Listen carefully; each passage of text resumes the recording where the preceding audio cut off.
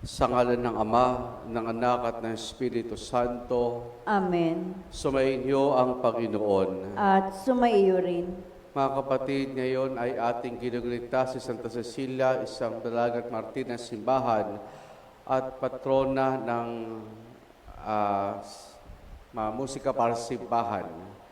Hiling natin ang kanyang panalangin upang ang katatagan niya at hindi ng kanyang pananampalataya na nagtaguy sa kanya upang maharap ang mga pagsubok sa kanyang buhay ay patuloy na maranasan natin sa ating sarili.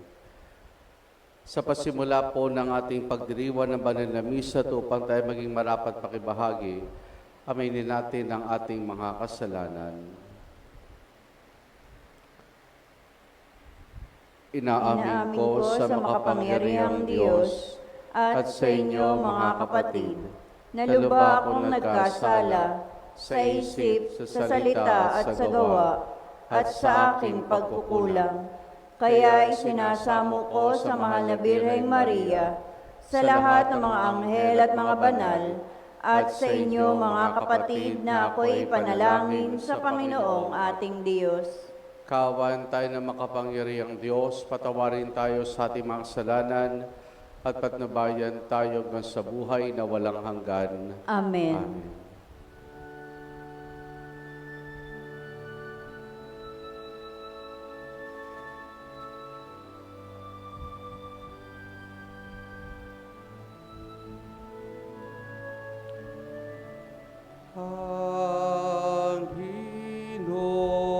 Panginoon, kawan mo kami.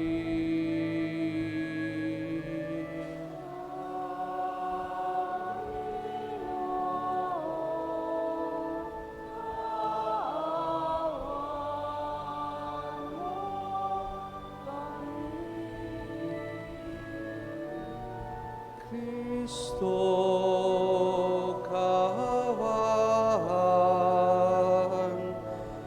mo kami.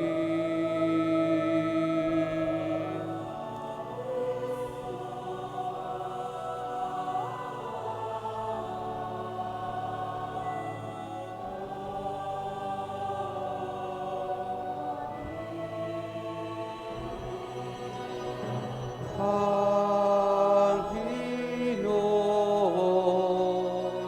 kawan mo kami.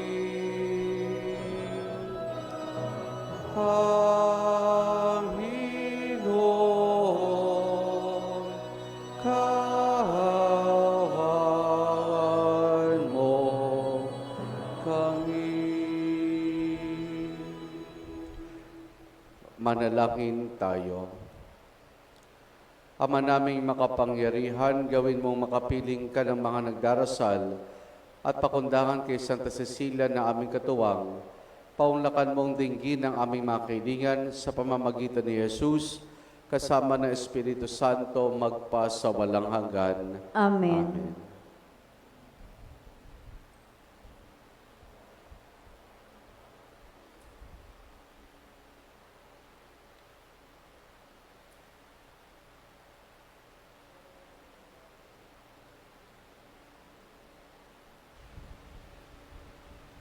Ang salita ng Diyos mula sa ikalawang aklat ng Makabeyo. Noong mga araw na iyon, isang ina at ang kanyang 7 anak na lalaki ang pinahuli ng hari. Sila'y pinahirapan para sa pilitang kumain ng karneng baboy na pinagbabawal ng Diyos. Ang di malilimot at hindi nakahanga-hanga ay ang ina. Nakasaksihan niya ang sunod-sunod na pagpaparusang ginawa sa kanyang 7 anak hanggang sa mga ito'y mamatay sa loob lamang ng 1 oras. Ngunit hindi nasira ang kanyang loob dahil natitiwala siya sa Panginoon.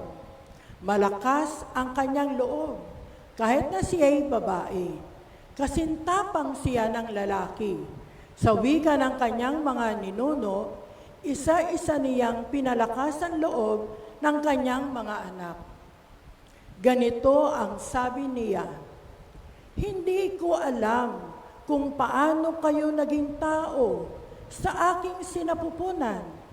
Hindi ako naglagay ng iba't ibang sangkap ng inyong katawan at nagbigay sa inyo ng buhay.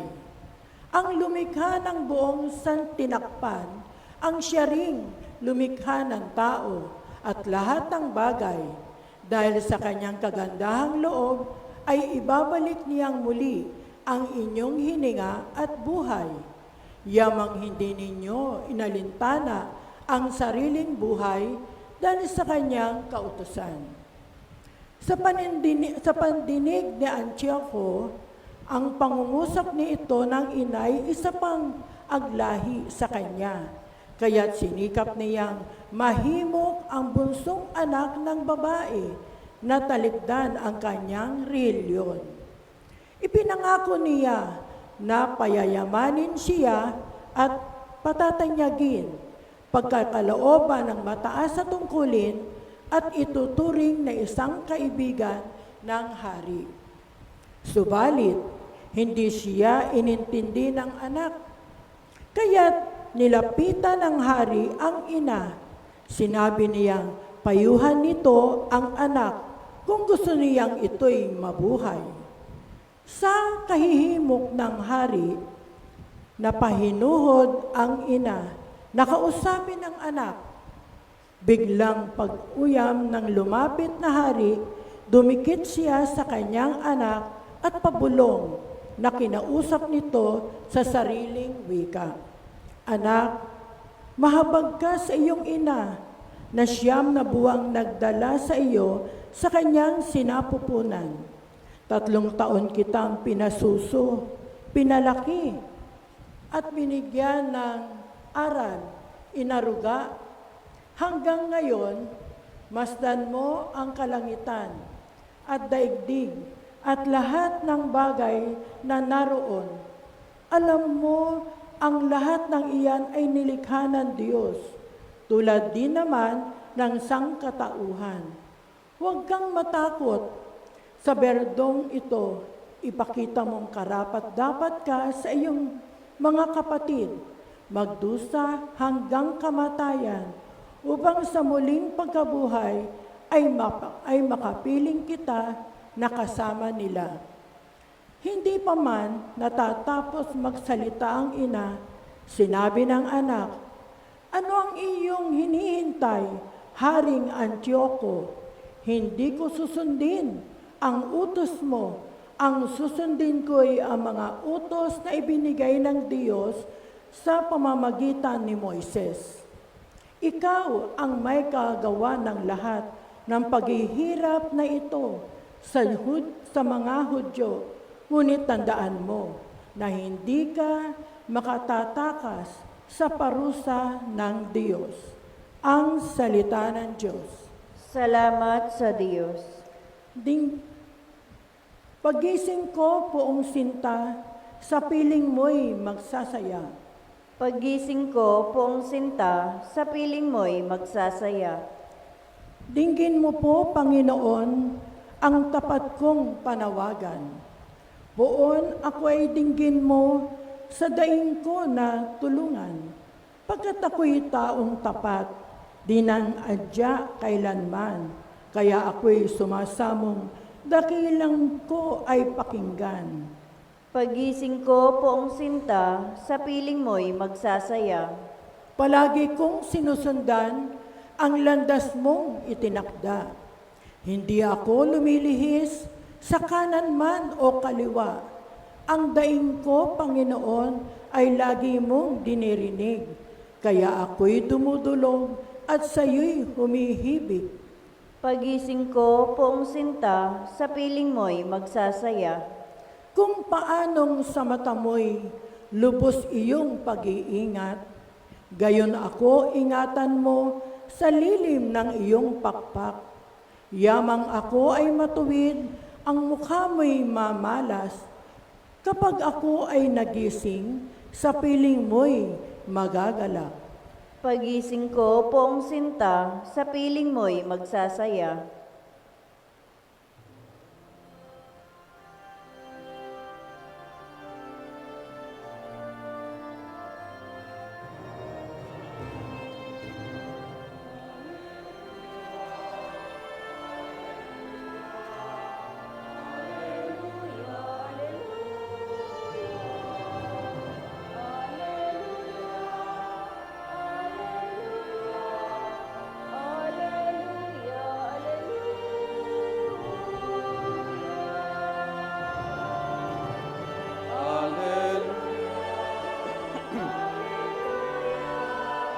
Alleluia, alleluia, alleluia, alleluia, alleluia, alleluia.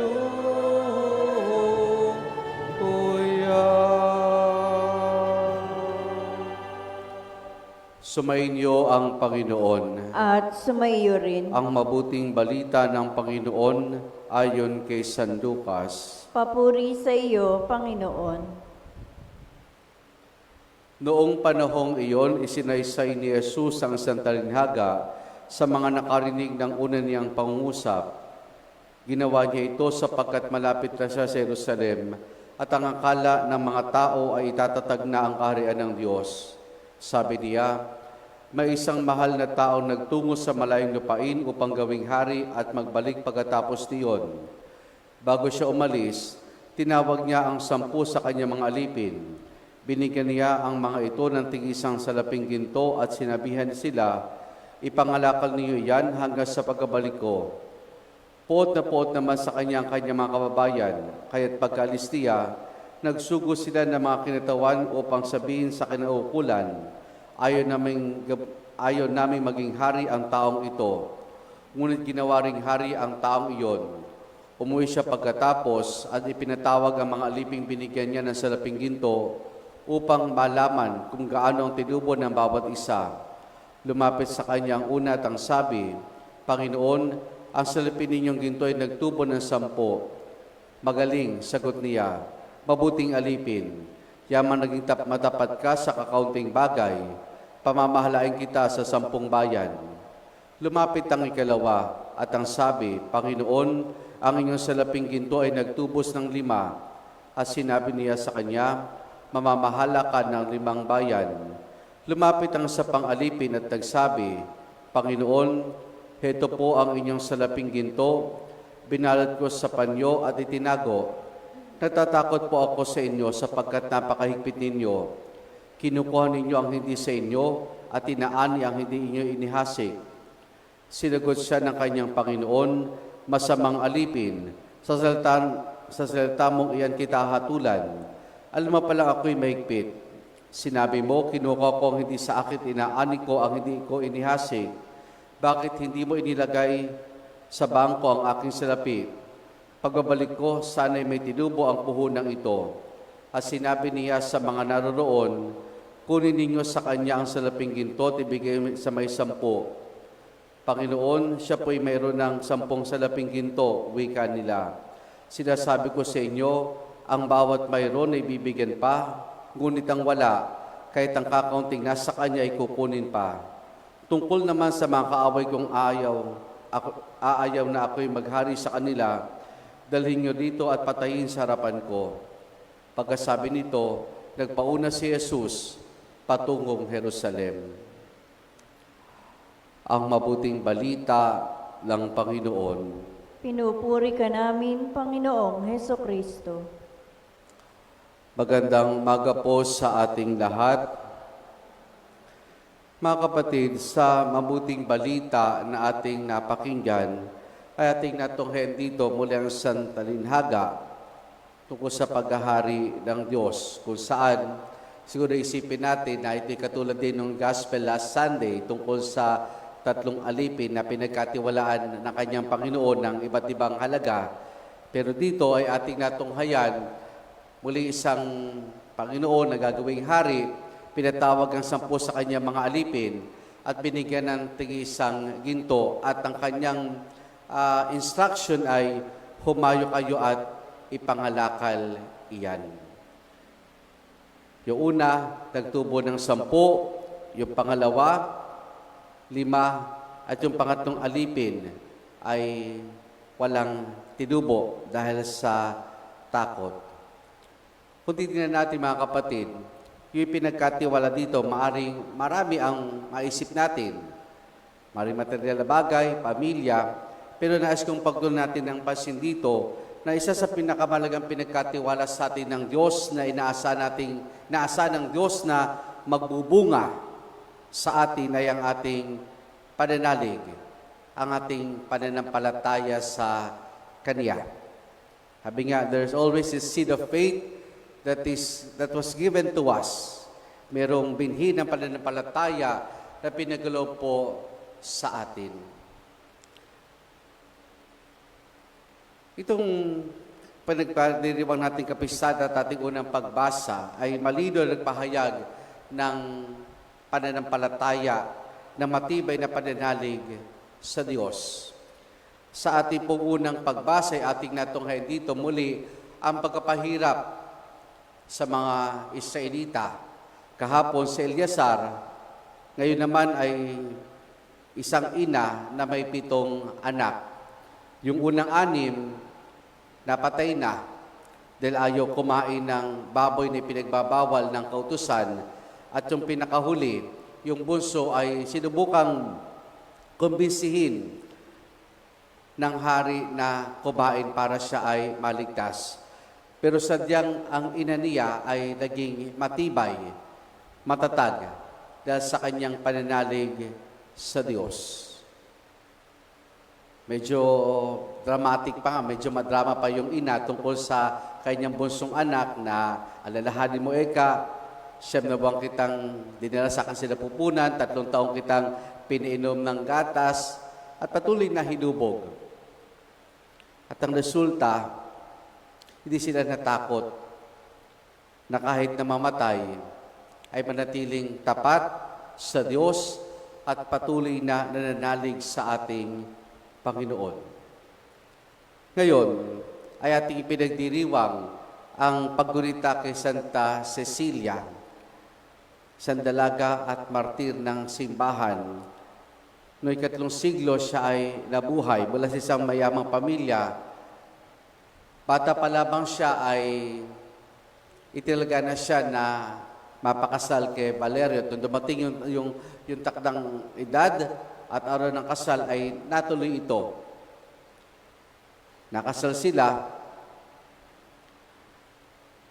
pero ang maganda dito, nasa matibay na pananalig ni Santa Cecilia, itong si Valerio na kanyang asawa na isang pagano ay naikayat niya na sumampalataya sa Diyos at tanggapin si Kristo bilang tagapagligtas. At ito nagsimula nung isang gabi na sabi ni Santa Cecilia sa kanyang asawa na hindi siya pwedeng hipuin man lang dahil siya nakatalaga sa Diyos. At sinabi niya, merong mga anghel sa paligid niya na nagbabantay sa kanya. Kayon, si Valerio, nung una ay maniwala, sige, maniniwala lamang ako pag nakita ko yung mga anghel. Pero sabi ni Santa Cecilia, kinakailangan maging Katoliko ka muna. Kinakailangan mabinyagan ka muna. Kung kaya't si Valerio na kanyang asawa, na sinusubukan niya talagang mahikayat ay nagpabinyag. At patapos ang binyag, nung bumalik si Valerio sa kanilang silid, yun niya kanyang nasaksihan. Mga anghel sa paligid ni Santa Cecilia. At ito marahil yung nakita nating parati na sa larawan ni Santa Cecilia, bukod sa instrumento ng pantugtog, makikita natin na meron siyang kasamang mga anghel na parati inilalarawan sa tradisyon ng simbahan. At hindi na nangyari sa mga kapatid ni Valerio. Hindi na kanilang nakita at naikayat sila na convert sa pagiging Kristiyano. Nung panahong iyon, laganap ang pag-uusig sa mga Kristiyano. At itong si Valer at kanyang mga kapatid ay inilibing ang lahat ng mga Kristiyano na pinatay, pinag-usig. At hanggang sa sila po ay madakip ng impyerno ng Roma at doon din ay pinatay. Nung kinuha ni Santa Cecilia ang kanilang bangkay, hinuri rin po siya. Kasi mula, hinihikayat siya, tinatakot na talikuran ang kanyang pananampalataya sa Panginoon, pero hindi siya pumayag. Lahat ng pagkatakot, pag-usig, naranasan niya, at isa sa mga hinatos sa kanya ay kamatayan. At hindi ito naging madali. Noong una, sinubukan nilang isuffocate siya sa isang bathhouse.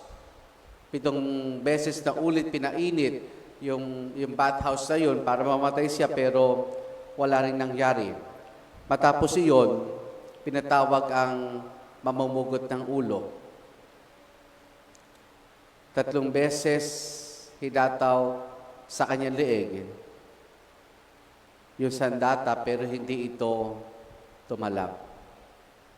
Nasugatan at nanatili pa rin buhay si Santa Cecilia sa loob ng 3 araw. At sa loob ng 3 araw na iyon, patuloy siyang nakakahikayat ng mga tao na manampalataya sa ating Panginoon. Matapos ng 3 araw, namatay siya. Ang kanyang pananalig sa Diyos ang nagbigay sa kanya ng lakas para malampasan, maharap ang mga pagsubok. Ang kanyang pananalig sa Diyos ang nagbigay sa kanya ng sapat na biyaya at lakas para harapin ang mga pagsubok sa kanyang buhay. Gayon din para sa kanyang asawa at mga kapatid ng kanyang asawa. Mga kapatid, ang pananampalataya ay biyaya sa atin ng Diyos. Ito isa sa pinakamahalagang biyaya sa atin ng Diyos na pinagkatiwala. At alam natin bilang mga Katoliko at bilang mga tagasunod ng Panginoon kung paanong ang pananalig natin sa Diyos ay kinakaya at nakakayanan natin ang lahat ng mga pagsubok sa ating buhay. Dahil ito nagbibigay sa atin ng pag-asa na tayo patuloy tinutulungan ng Diyos at kumikilos ang Diyos. Ito nagbibigay sa atin ng kapanatagan na tayo sinasamahan ng Diyos sa ating buhay. Ito nagbibigay sa atin ng lakas. Maring hindi sa physical na katawan, kundi sa ating kaluluwa upang maging matatag sa lahat ng mga pagsubok na naranasan natin sa ating buhay.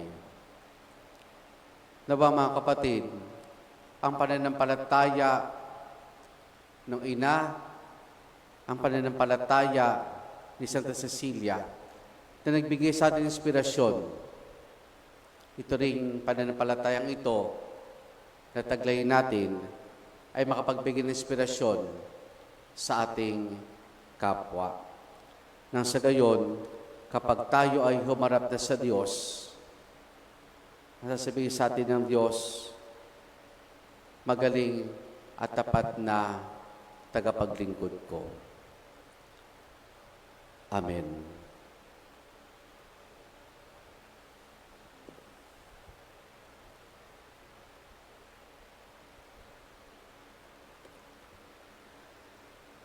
Natitipon bilang mga anak ng Diyos Ama na tagapagbigay ng lahat ng kabutihan, may pagpipitagan tayo manalangin sa Kanya at itutugon, Ama ng kabutihan, basbasan mo kami.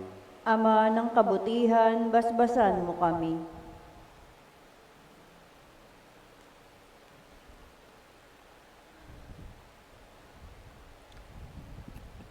simbahan, naway hindi matakot sa mga pagsubok, kaugnay na mga pagbabago, at magamit niya sa matuwid na pamamaraan ang mga biyayang pinagkaloob sa Kanya.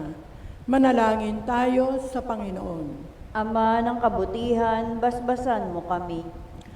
Ang lahat ng tao naway makibahagi sa kayamanan ng lupa, nang may katarungan, pagkakaisa at kapayapaan. Manalangin tayo sa Panginoon. Ama ng kabutihan, basbasan mo kami. Tayo naway magkaroon ng malalim na pagpapahalaga sa simpleng buhay upang lubos nating madama ang patuloy na pagdaloy ng pag-ibig ng Diyos sa ating mga maliliit na gawang kabutihan. Manalangin tayo sa Panginoon. Ama ng kabutihan, basbasan mo kami. Ang mga doktor, mga nurse, at yaong mga nasa prosesyon ng pag-aalaga, naway gamitin ang kanilang mga biyaya sa paghahatid ng pag-ibig at habag ni Kristo sa mga dukha, nalulumbay, may sakit at mga nasa bilangguan.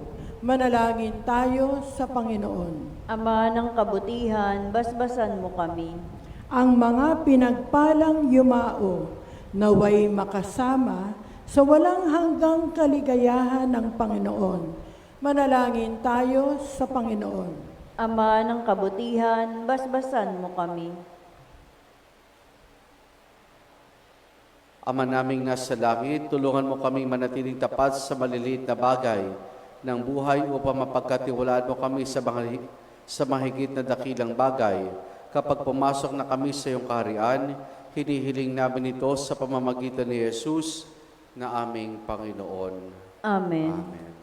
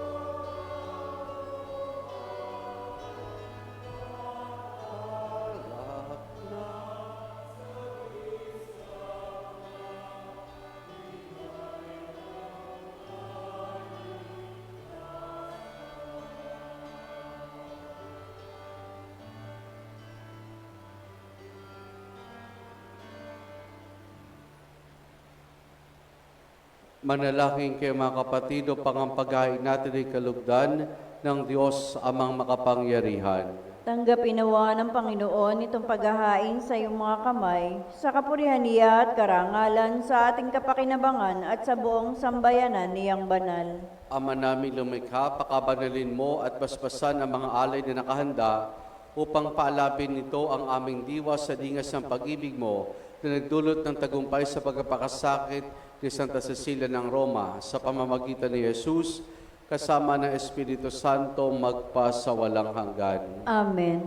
Sumainyo ang Panginoon. At sumaiyo rin. Taas sa Diyos sa inyong puso at diwa. Itinaas na namin sa Panginoon. Pasalamatan natin ang Panginoong ating Diyos. Marapat na siya ay pasalamatan. Ama naming makapangyarihan, tunay nga marapat na ikaw ay aming pasalamatan.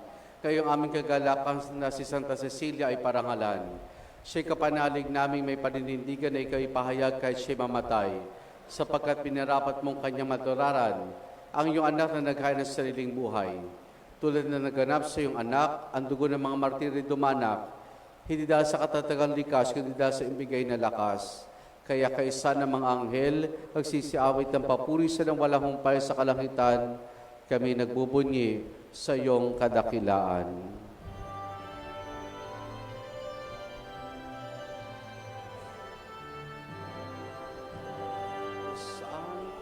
Santo, Santo, Diyos makapangyarihan, napupuno ang langit at lupa ng kaluwalhatian mo. Hosana, Hosana, Hosana, Hosana, Hosana, sa kaitaasan. Pinagpala ang naparirito sa ngalan ng Panginoon. Hosana, Hosana, Hosana, Hosana, Hosana, sa kaitaasan.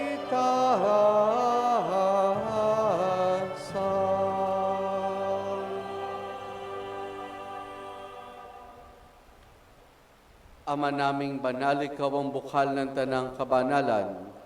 Kaya sa pamamagitan ng iyong Espiritu, gawin mong banal ang mga kaloob na ito upang para sa amin, maging katawan at dugo ng aming Panginoong Hesukristo. Bago niya pinagtiis ang kusang loob na maging handog, pinabakan niya ang tinapay, pinasalamatan kaniya, pinaghati-hati na yon. Iniabot sa kanyang mga alagad at sinabi, tanggapin ninyo lahat ito at kanin itong aking katawan na ihahandog para sa inyo.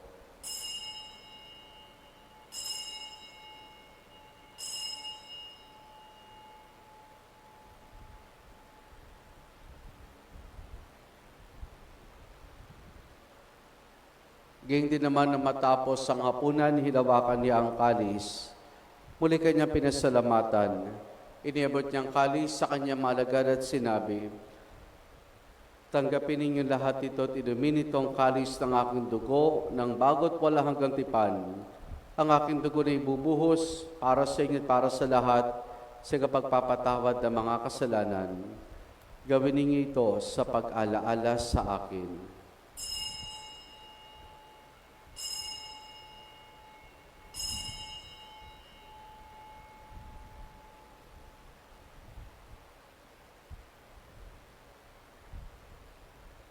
Ang misteryo ng ating pananampalataya. Aming ipinahayag na namatay ang iyong anak, na buhay bilang Mesiyas at magbabalik sa wakas para mahayag sa lahat. Ama, ginagawa namin ngayon ang pag-alaala sa pagkamatay at muling pagkabuhay ng iyong anak, kaya tinialay namin sa iyong tinapay na nagbibigay buhay at ang kalis sa kakaloob ng kaligtasan. Kami nagpapasalamat dahil kami minarapat at tumayo sa harap mo para maglingkod sa iyo. Isinasamo namin kaming magsasalo-salo sa katawan at dugo ni Kristo ay mabuklod sa pagkakaisa sa pamamagitan ng Espiritu Santo. Ama, lingapin mo ang simbahan laganap sa buong daigdig, puspusin mo kami sa pag-ibig kaysa ni Francisco naming Papa at ni Dennis aming Obispo at ng Tanang Kaparian. Alalahanin mo rin mga kapatid naming nahimlay na may pag-asang sila'y muling mabubuhay, gayon din ang lahat ng mga pumanaw at mga kaluluwa sa purgatorio. Kaawan mo sa patuloyin sa iyong kaliwanagan. Kaawan mo at pagindapati kaming lahat na makasalo sa iyong buhay na walang wakas. Kaisa ng mahal na Birheng Maria na Ina ng Diyos, ang kanyang kabiyak ng puso si San Jose, kaisa ng mga apostol, ni San Juan Bautista, Santa Cecilia at ang lahat ng mga banal, hanamoy dito sa daigdig ng kalugod-lugod sa iyo, may pagdiwanawa namin ang pagpupuri sa kararangal mo sa pamamagitan ng iyong anak na aming Panginoong Heso Kristo.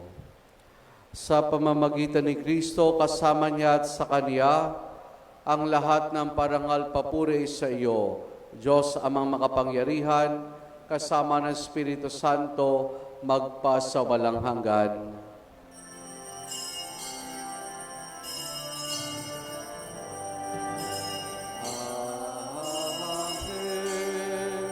Amen. Amen. Amen.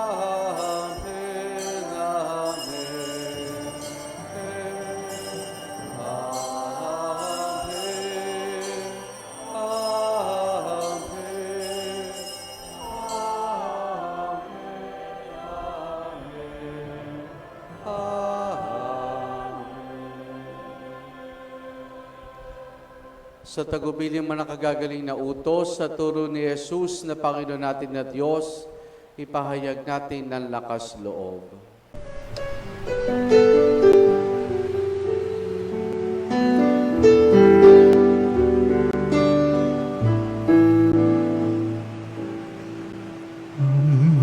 Namin sumasalangit ka, sambahin ang ngalan mo, mapasamin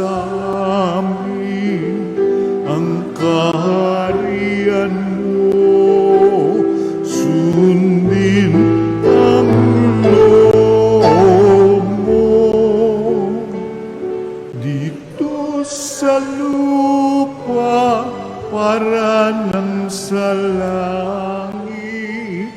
Bigyan mo po kami ngayon ng aming kakanin sa araw-araw at patawarin mo kami sa aming mga sala, para ng pagpapatawan namin sa nagkakasala sa amin, at huwag mo kaming ipagdulot sa tukso, at yadya mo kami sa lahat ng masama. Hinihiling namin kay Medias sa lahat ng masama, pagkalooban ng kapayapaan araw-araw, iligtas sa kasalanan, at ilayos lahat ng kapamakan, samantalang aming masayang pinananabikan ang dakilang araw ng pagpapahayag ng tagapagligtas naming si Heso Kristo.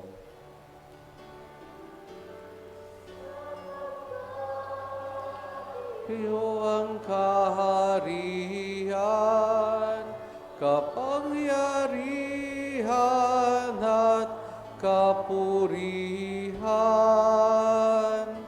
ngayon at magpakailanman.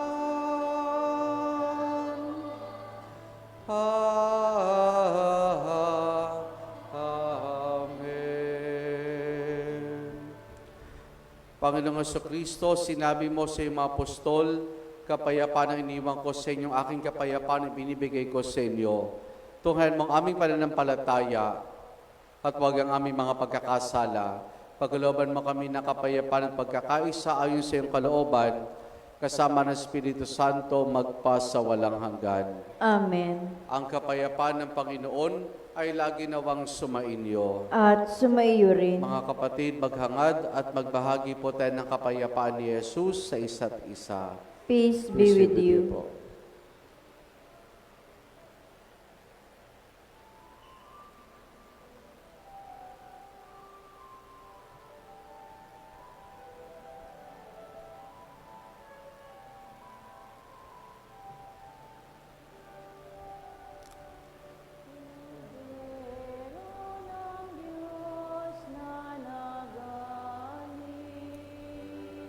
Ng mga kasalanan.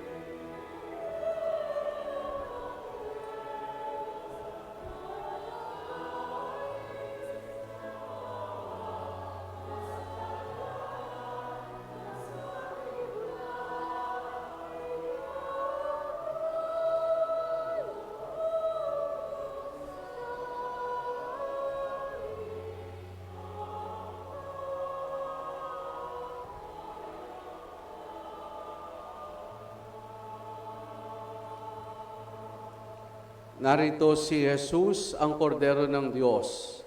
Siya nagaling sa mga kasalanan ng sanlibutan. Mapalad ang mga inaanihan niya makiisa sa kanyang banal na piging. Panginoon, hindi ako karapat-dapat na magpatuloy sa iyo, ngunit sa isang salita mo lamang ay gagaling na ako.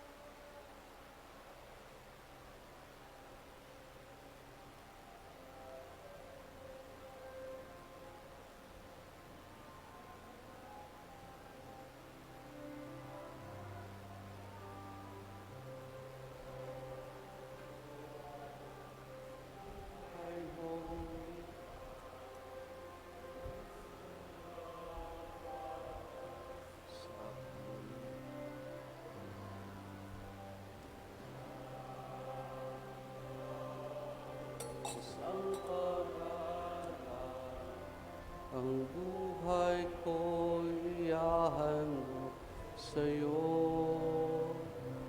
katulad ko marami ang tinatawag mo.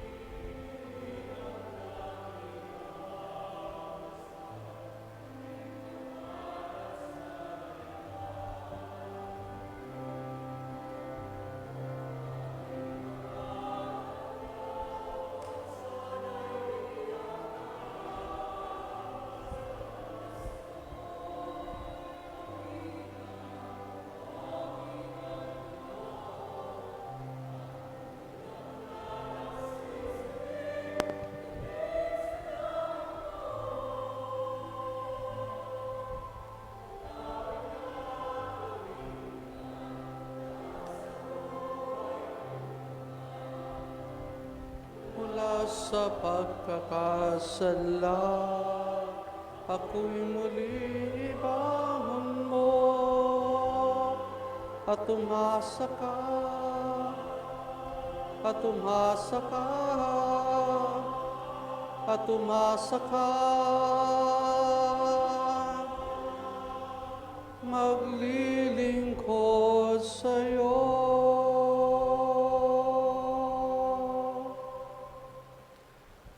Manalangin tayo.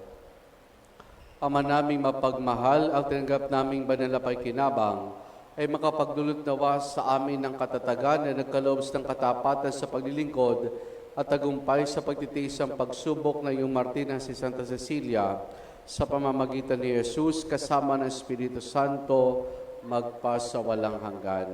Amen. Sa ngalan ng parokya, ang ating pasalamat sa music ministry ng ating parokya na siyang nag-asikaso at nagtaguyod din sa ating TDO at gayon din sa kapisan po ni Santa Cecilia. Palapakan po natin ang music ministry ng ating pong parokya sa panguna po si Sister Juve Bensoceso.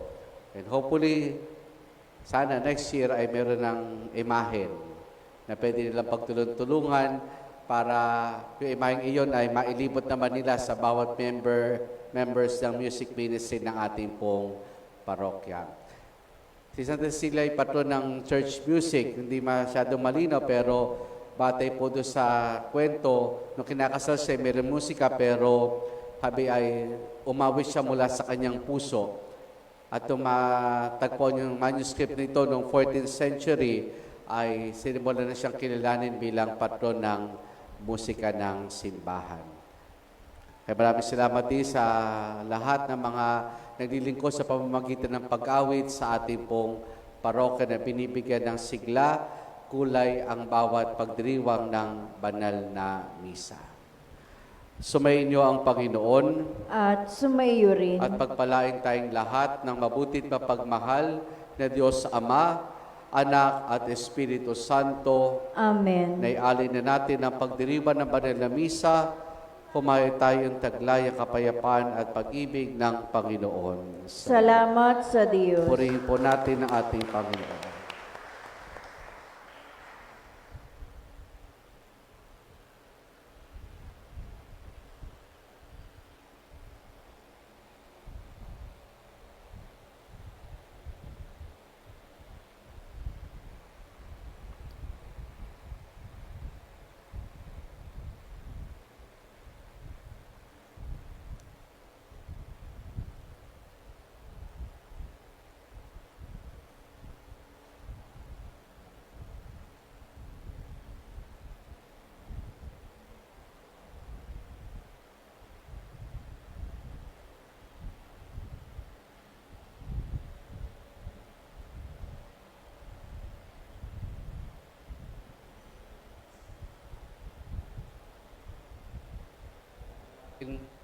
Kay Santa Cecilia ng Roma, o maluwalhating Santa Cecilia, Birhen at Martir, ikaw na natutong panatiling laging malinis at marangal ang inyong puso. Ikaw na siyang sumagip kay Valeriano na inyong asawa at kay Tiburcio na kanyang kapatid upang huwag silang malunos sa kamalian ng heriya na kanilang kinaaniban. Tulungan mo kami na masagip din namin ang aming kaluluwa. Kung mahal na isang tao ang Diyos, ang lahat ay pagtitiisan alang-alang sa Kanya. katulad ng ginagawa ng umiibig sa kanyang mahal. O malwalhating Birhen at Martir, Santa Cecilia, tiniis mo ang lahat ng hirap, pag-uusig at ang kamatayan upang ipagtanggol lamang ang iyong pananampalatayang buhay. Bigyan mo kami ng tapang upang aming pananampalatayang dalisay sa Diyos ay maipahayag din namin ng karapat-dapat sa harap ng Diyos at ng mga tao. Amen.